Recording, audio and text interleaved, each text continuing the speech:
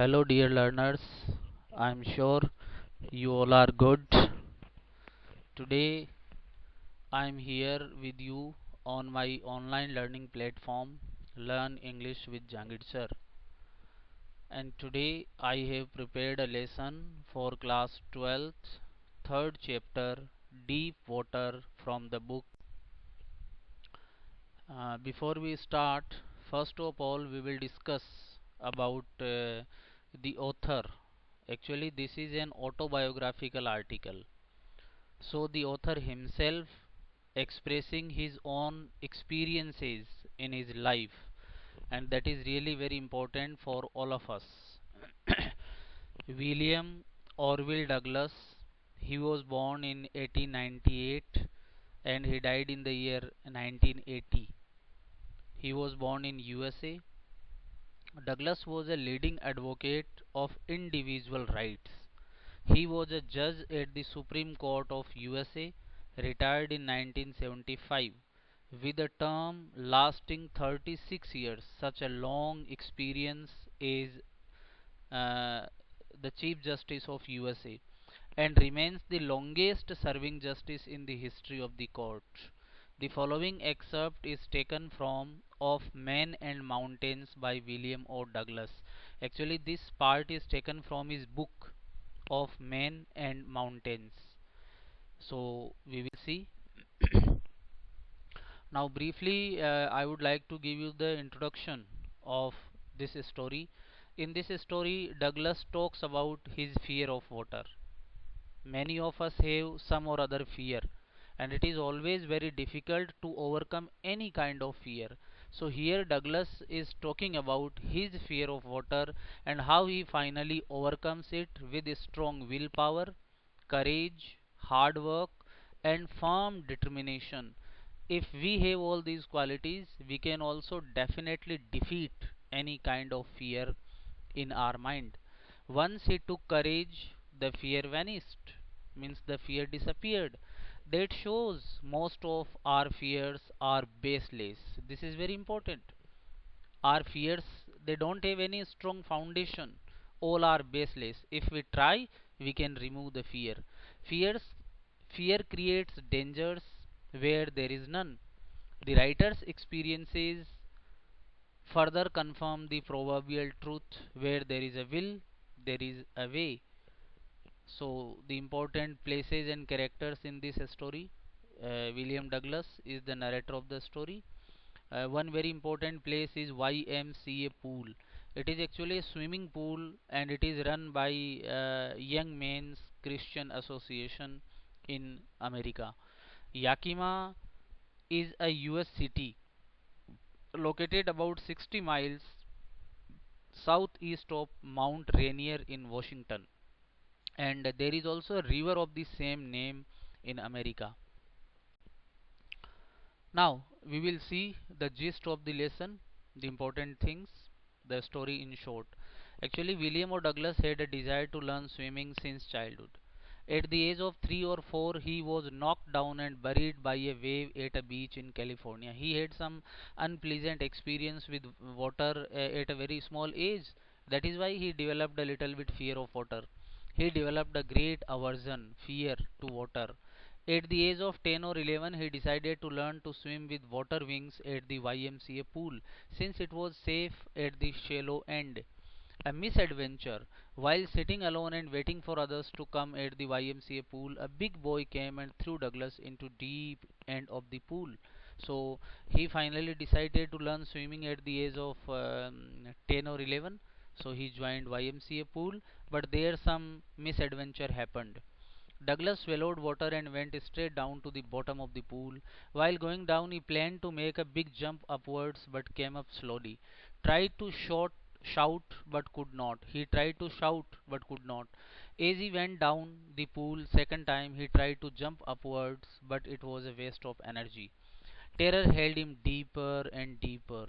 During the third trial, he sucked water instead of air. Light was going out of there was no more panic. So this is the gist. He actually got panicked. and then how he overcame the fear of water, how he learned swimming finally, and how he became a perfect swimmer, or we can say water sportsman. So now we will see the text. So you please, children, get ready with your book. It would be better for you. It had happened when I was 10 or 11 years old. So he is describing the second experience, the misadventure. I had decided to learn to swim. There was a pool at the YMCA in Yakima that offered exactly the opportunity. The Yakima River was treacherous. It was not safe to learn swimming in Yakima River. That is why he decided to learn swimming in the pool. Mother continually warned against it and kept fresh in mind the details of each drowning in the river. So the mother also refused him to go to the river because so many drowning incident had happened over there. But the YMCA pool was safe. It was only 2 or 3 feet deep at the shallow end. In a pool there are two ends. One is the less deep end, that is called the shallow end, and other is the deeper one. And while it was 9 feet deep at the other, so the deeper side was 9 feet deep. The drop was gradual, and the slope was also not all of a sudden. I got a pair of water wings and went to the pool. I hated to walk naked into it. He says that he did not like to go into that swimming suit because physically he was very weak, and he says that I do not want to show my skinny legs, but I subdued my pride and did it. Finally, I just removed my pant and shirt, and I just put on the swimming suit, and went to the pool. From the beginning, however, I had an aversion. Aversion here means fear to the water when I was in it. This started when I was 3 or 4 years old, and father took me to the beach in California. Now he is describing the first experience when he started developing the fear of water when he was very small. He and I stood together in the surf. There was the surf, they were surfing over there. I hung on to him, yet the waves knocked me down and swept over me. So actually, he just fell into the water, and the water wave just swept over him. I was buried in water, my breath was gone, I was frightened. Father laughed, but there was terror in my heart at the overpowering force of the waves. The waves are very powerful. Okay, so he says that at that small age, I just developed some fear in my mind. Although father laughed, father was there. He was sure that he would save him. There was no question of danger in that accident. Now, my introduction to the YMCA swimming pool revived unpleasant memories and stirred childish fear. So, when he came to that YMCA pool, the same fear came back. The fear of that time when he was 3 or 4 years old. But in a little while, I gathered confidence. I paddled with my new water wings, watching the other boys and trying to learn by aping them. So, he started going to the pool, and initially, he just copied, he just watched the other boys who were learning swimming. I did this 2 or 3 times on different days and was just beginning to feel at ease in the water when the misadventure happened. Then, after a few days, he decided to just enter into water, and at that same time, this misadventure, this unpleasant incident happened. What happened actually? I went to the pool when no one else was there. Actually, he went there early. The place was quiet. No one was there. The water was still, and the tiled bottom was as white and clean as a bathtub. I was timid about going in alone, so he was a little bit afraid, covered in going alone into the water. So I sat on the side of the pool to wait for others. So he wanted that some other people come there, and then he would also go into the pool. I had not been there long when in came a big bruiser of a boy. Then a big strong boy came there, probably 18 years old. He was around 18 years. He had thick hair on his chest. He was a beautiful physical specimen. His physique, his body was so good, with legs and arms that showed rippling muscles, and his muscles were also shining. He yelled. He actually cried, "Hi, skinny!" Hi, skinny means hi, hi, skinny. He actually calling him by name. How would you like to be ducked? Actually, he wanted to make a prank with him. So he said, "How would you like to go into water?" With that, he picked me up and tossed me into the deep end. And without waiting for answer, he just threw him into the deep end, that 9 feet deep end of the pool. So you just imagine, dear children, a boy who is very new there, who is already afraid, and suddenly if such kind of incident happens, then definitely uh, the fear would grip such a person deeply. I landed in sitting position. He said that I was sitting over there, so he just picked him up and threw into the water, and he landed there in water in sitting position. Swallowed water. He was not expert, so water entered into his mouth and went at once to the bottom. He just went down to the bottom. I was frightened, but not yet frightened out of my wits.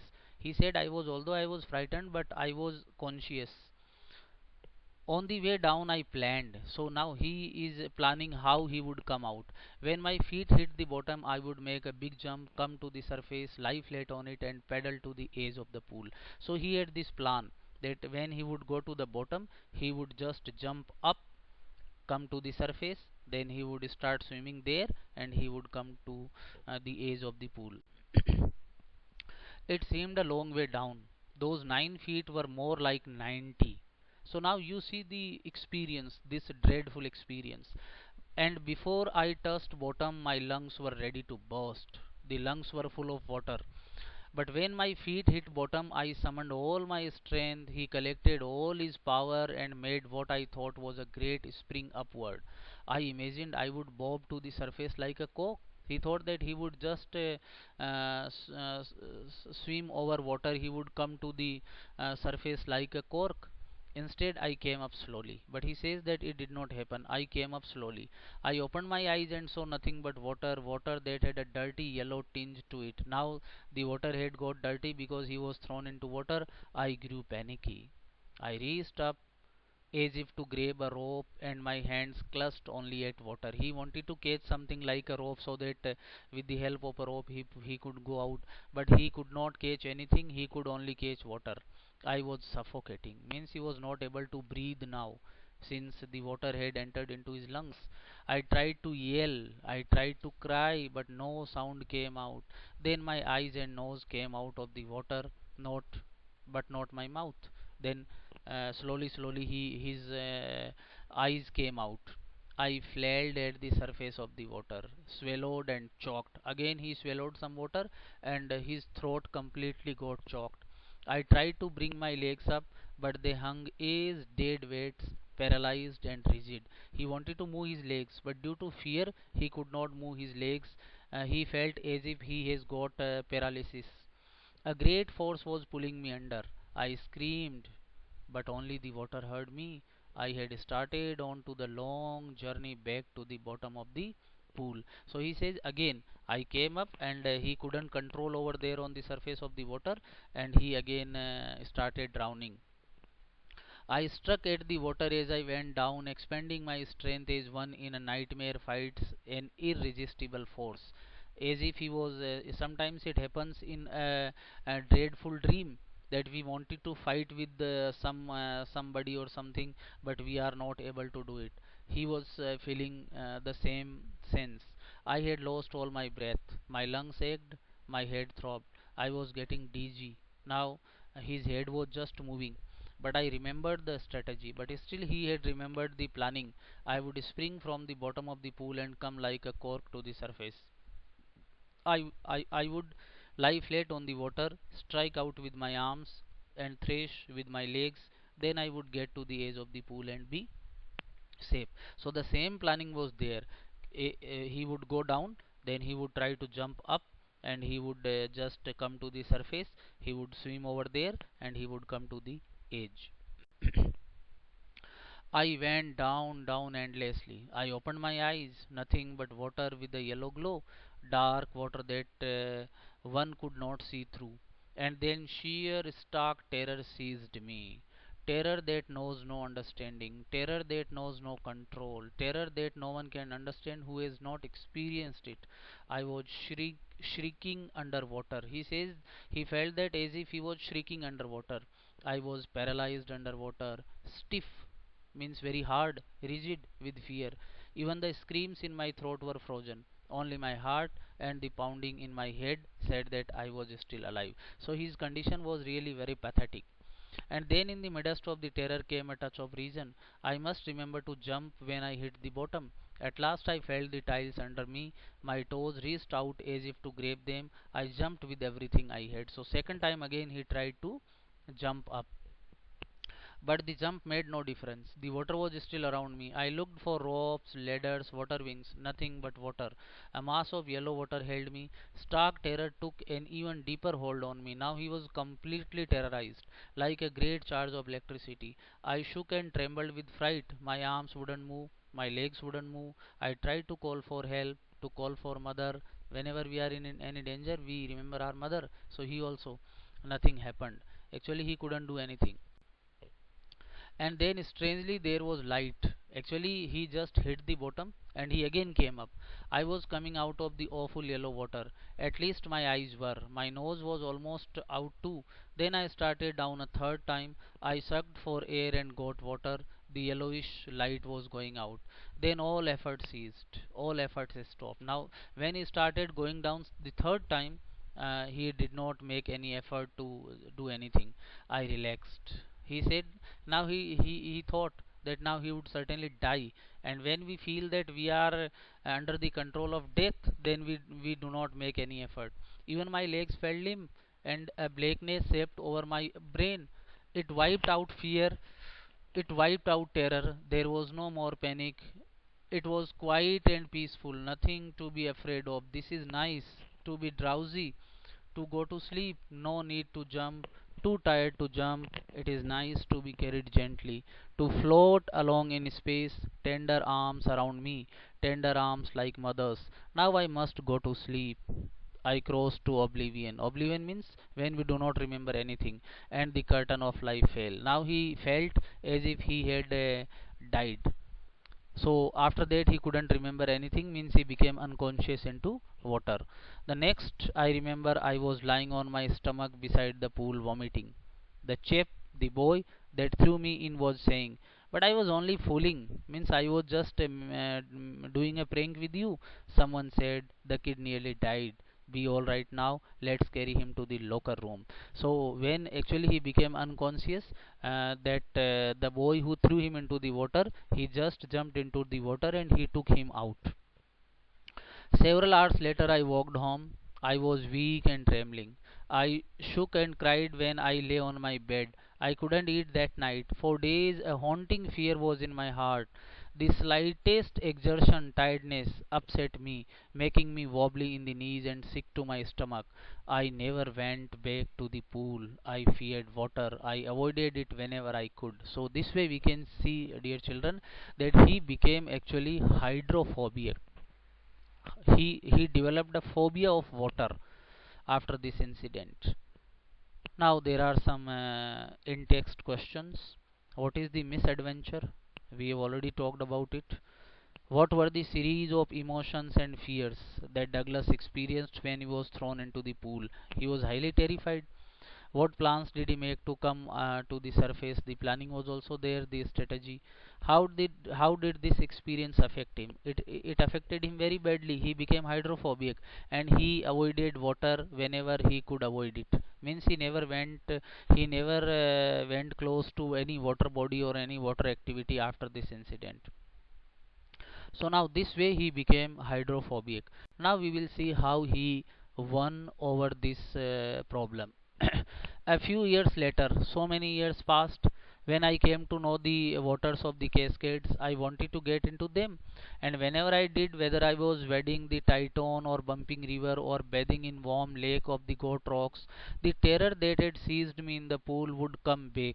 It would take possession of me completely. My legs would become paralyzed. Icy horror would grab my heart. This handicap stayed with me as the years rolled by. In canoes on main lakes, fishing for landlocked salmon. It is a kind of fish. Bass is also a fish. Bass fishing in New Hampshire. Trout is also a fish. Trout fishing on the Deschutes and Metalois in Oregon. Fishing for salmon on the Columbia at Bumping Lake in Cascade. Wherever I went, the haunting fear of the water followed me. So he went to many places for fishing, for swimming, but he couldn't collect the courage to enter into water due to this hydrophobia.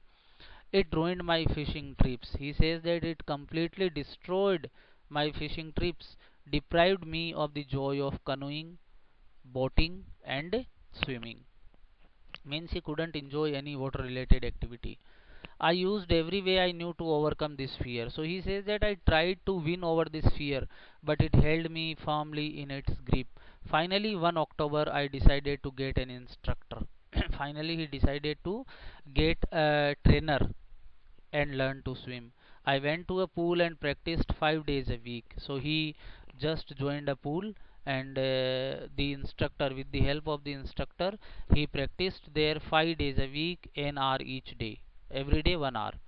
The instructor put a belt around me, so he was highly terrified. So he easily, it was not easy for the instructor to teach him swimming. So what did he do? He put a belt around me, around his waist. A rope attached to the belt went through a pulley that ran on an overhead cable.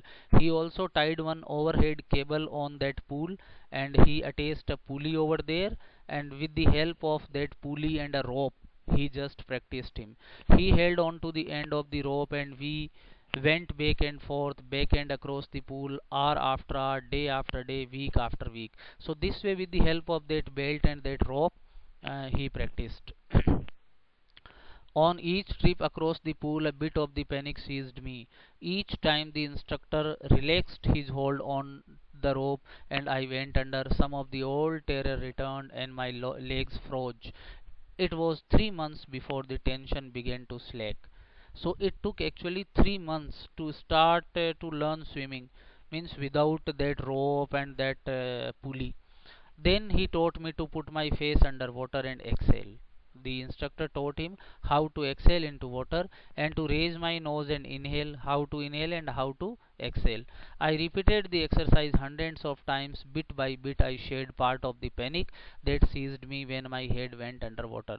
So, after some time, slowly, he was just able to remove the fear in parts. Next, he held me at the side of the pool and had me kick with my legs. Then he taught him how to kick into water. For weeks, I did just that.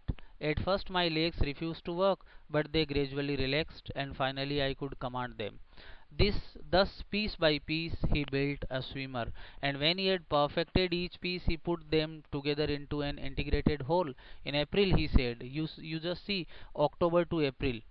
October, November, December, almost 7 months he took. Normally it takes 15 to 20 days to learn swimming. In April he said, "Now you can swim, dive off and swim the length of the pool, crawl stroke." Crawl stroke is a style of swimming. I did. The instructor was finished. So this way the instructor taught him swimming in 7 months. Now, although he was not completely out of fear, he wanted to win over it. So he was so much determined. So what did he do later on? But I was not afraid. I was not finished. He says that my work was not finished. I still wondered if I would be terror stricken when I was alone in the pool.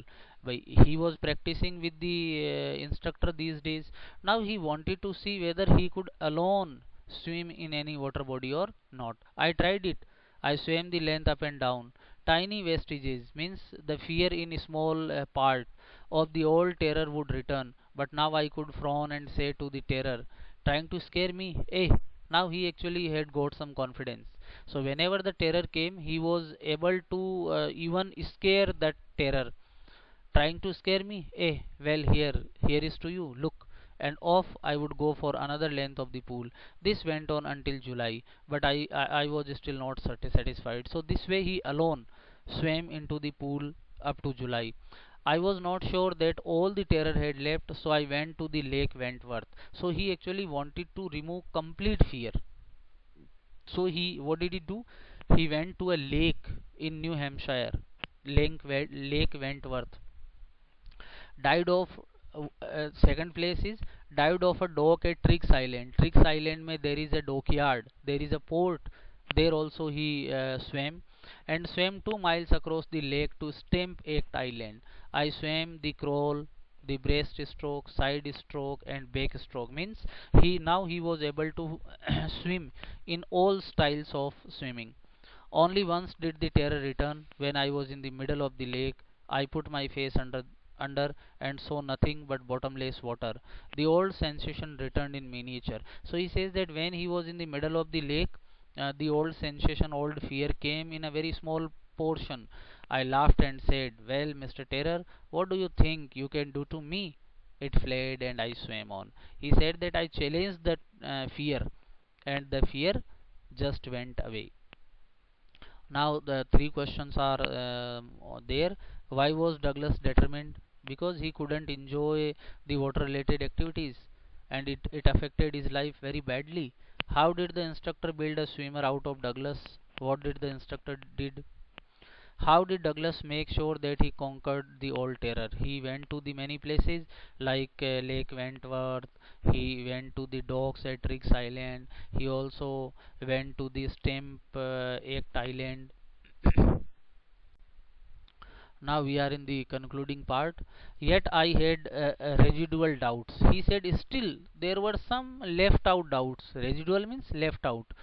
At my first opportunity, I hurried west, went up to the Tyton to Concord Meadow. He says that I tried to swim from the Tyton River to Concord Meadows, up the Concord Creek Trail to Mead Glacier, another place, and camped in the high meadows by the side of Warm Lake.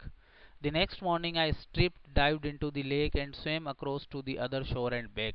He also swam in Warm Lake, just as Doc Corpron used to do. Doc Corpron was also a swimmer. I shouted with joy, and Gilbert Peak returned the echo. Now he was so happy. I had conquered my fear of water. So finally, he had won over the fear of water. The experience had a deep meaning for me. Now, dear children, what is the meaning of this story? What is the moral? Is only those who have known stark terror and conquered it can appreciate. In death, there is peace. He says he actually experienced both death and life. Once he was alive, he was thrown into water, then he was just at the verge of death. So he says that in death there is no fear. In death, actually, there is peace. There is terror only in the fear of death. Death is not fearful. The fear of death is fearful. We are afraid of the fear of death. As Franklin Roosevelt was the former president of America, knew when he said, all we have to fear is fear itself. He says that Roosevelt said that we are not supposed to fear of anything. Only we are afraid of the fear itself. Because I had experienced both the sensation of dying and the terror that fear of it can produce, the will to live somehow grew in intensity. He said that I wanted to live. I did not want to die. And due to this will, he says that I could become a perfect swimmer and I could remove that hydrophobia. At last I felt released, free to walk the trails and climb the peaks and to brush aside fear. Actually, he was not only a good swimmer, he was also a very good mountaineer. So he also climbed many high peaks of America that time. So this is a beautiful story, dear children. Now you see the textual questions. How does Douglas make clear to the reader the sense of panic that gripped him as he almost drowned? Describe the details that have made the description vivid. The description is very clear because in a very clear language he has described how a person feels when you are just drowning in some water body. How did Douglas overcome his fear of water? So we know after learning the swimming, first he learned swimming, and after learning the swimming, he just went to many places and remove the fear of water. Why does Douglas as an adult recount a childhood experience of terror and his conquering of it? What larger meaning does he draw from the experience? He is describing the childhood experience. So it means so this is all for today, dear children, in this lesson. I am sure it will be very helpful for you. So thank you very much for giving your time. Once again, I request you to please like, share, comment, and subscribe my YouTube channel. Learn English with Jangit sir. Thank you and have a good day.